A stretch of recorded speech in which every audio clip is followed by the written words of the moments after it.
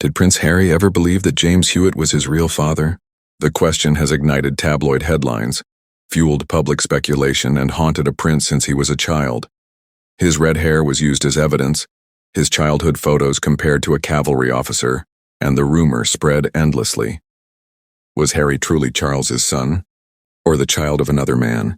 But the truth is far more painful than biology, because the deepest wound did not come from the newspapers. It came from his own father's joke. Origins of the rumor: Hewitt and the red hair. The story began with two simple details. First, Princess Diana once had a relationship with James Hewitt, a cavalry officer. 2, Harry has red hair similar to Hewitt. To the tabloids, these two facts were enough to create a perfect storm. Media outlets pushed a narrative that Harry might be Hewitt's son. Yet the timeline makes this impossible. Harry was born in 1984. Diana met Hewitt after his birth. Hewitt himself stated that Harry was already a toddler by then. There was never any biological possibility. But by the time the truth was said, the world had already chosen the rumor: a child under siege. For the public, it was entertainment. For Harry, it was his identity. He didn't grow up with the question, "What will I become?" but with a far more brutal one: who is my real father? According to accounts from friends close to the family, Harry was deeply sensitive to the tension inside the palace. He could sense arguments, absorb emotional storms, and sometimes broke down in long and exhausting crying or screaming fits. Episodes so overwhelming that there was only one person who could calm him: his older brother, Prince William. William was not only a sibling, but the only steady refuge in a world that kept asking whether Harry truly belonged. A joke that cut deeper than headlines. In his memoir, Spare, Harry revealed something that stunned even those who followed the story for decades.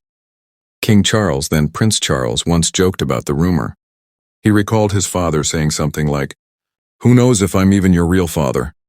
What if someone suddenly appears and claims you instead?" Harry wrote that the joke was remarkably unfunny and had a touch of sadism, because it did not come from a journalist, but from the man the world said might not be his father. Why this rumor wouldn't die? The rumor refused to disappear for one simple reason. The British monarchy is built on bloodlines. If a prince's lineage is questioned, the institution trembles. Harry was born not just a son, but the spare, a living insurance policy for the succession. And if the spare was not legitimate, then the monarchy had a problem worth millions of tabloid sales. Where Harry stands now. Harry eventually distanced himself from the royal family. He condemned the way the media treated him since childhood, and the James Hewitt rumor became one of the many wounds that shaped that life-changing decision. And through it all, the only person who seemed to understand his pain from the beginning was still the same person who could calm his childhood storms: Prince William.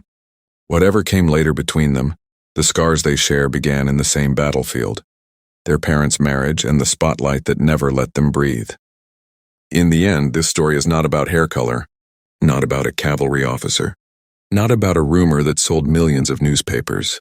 It is the story of a child forced to doubt his place in the world, and who learned that sometimes the cruelest cut comes not from the public, but from a father's laughter at a wound the world would never let heal.